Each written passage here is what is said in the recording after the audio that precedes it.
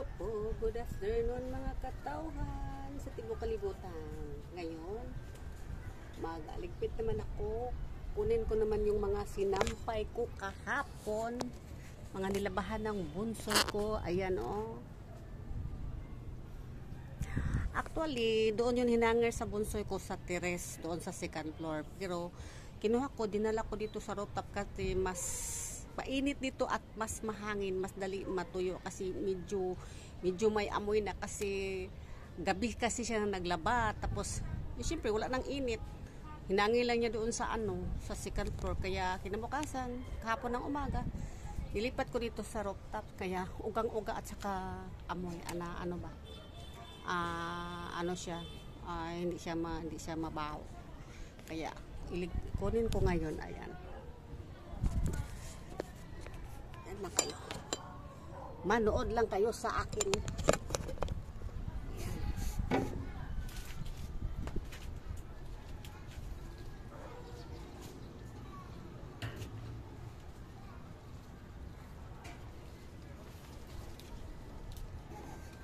Kasi umulan kagabi, hindi ko siya na kagabi nakuha, umulan.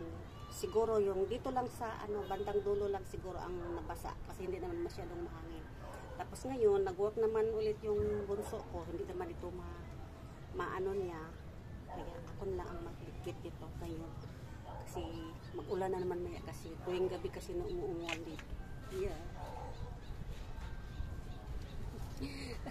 Wait kayo, pangukunin ko pa lahat sa hanger. Ayan, ito na lahat. Ayan. Tutupuin ko. Kasi wala naman siya. Nag-work naman siya as a doon sa ano ba yan? Like bar? Ano ba yan? Wala. Saan? Mga live ba ng mga customer, mga nila? Tsama nila. Piliin ko muna lahat to. Antay lang kayo. Piliin tayo.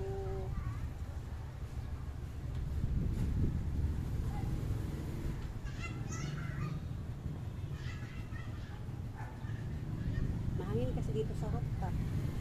Kaya gusto ko mag-stay dito. Hangin. At saka wala ng stress. Diba? At saka bago ako umakyat dito sa taas, sa third floor, pinainom ko muna si mama ng gamot para sa ubo niya, hika. Tapos si papa naman, kanina pinainom ko ka ng mga bandang mga 1 PM kasi tapos na kahapon yung antibiotic niya, 5 days. Tapos yung kanina yung sa taas ng BP niya. Tapos mamayang gabi naman, after niya mag-dinner ni Papa, painumin ko naman siya yung para sa pangkuha ng tubig sa baga niya at saka sa heart niya. Tapos, pag bedtime naman niya, painumin ko naman siya ng yung sa cholesterol at saka yung sa prima sa baga niya. Ayan. 6 kasi yun na tablet.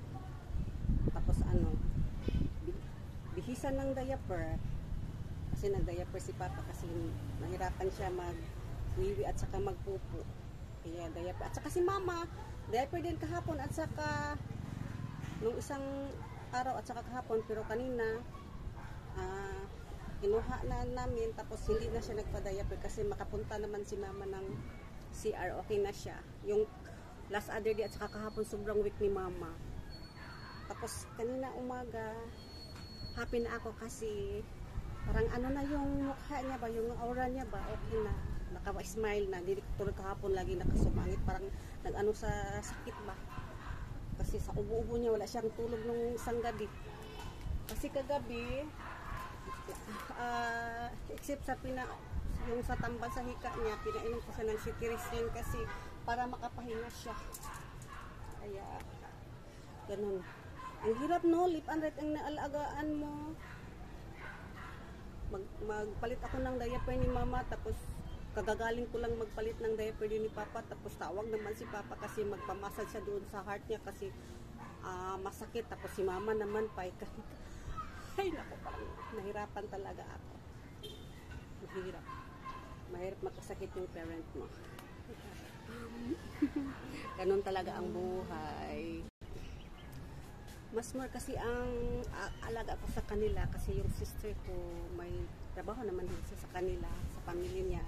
Buti na lang si Kuya, yung kapatid ko, si ako, Kuya Jo, siya ang tagapagbantay pagkagabi doon sa matutulog kina Papa at ni Mama doon sa sala.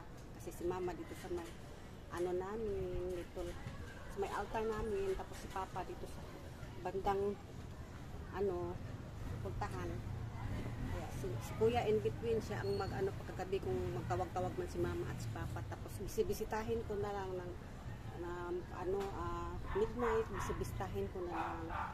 Kaya salamat sa kanila, salamat sa akong at sa my sister.